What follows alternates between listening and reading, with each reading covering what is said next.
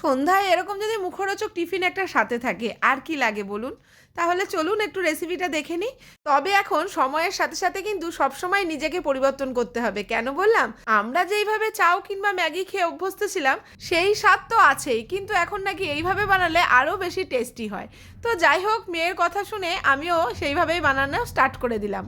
ঘরে থাকা সমস্ত ভেজিটেবলস আর কিছুটা চিকেনের পিস ছিল, সেটা আমি একে একে প্রথমে ফ্রাই করে নিলাম। আর এতক্ষণে তোমরা বুঝেই গেছো আমি কিন্তু বানিয়েছিলাম ইনস্ট্যান্ট কোরিয়ান রামেন। তার জন্য আমি প্রথমে জলের পরিমাণটা কিন্তু একটু বেশিই দিয়েছি, 1 লিটার মতন জল দিয়ে দিয়েছি। এদিকে মশলাটা রেডি করার জন্য কিন্তু আমি রসুন কুচি, পেঁয়াজের পাতা, অরিগানো, চিলি ফ্লেক্স আর এখানে যে মশলাটা ছিল সেটাও দিয়ে দিলাম। তেলটাকে খুব ভালো মতন গরম করে নিয়েই মশলার মধ্যে ঢেলে দিলাম।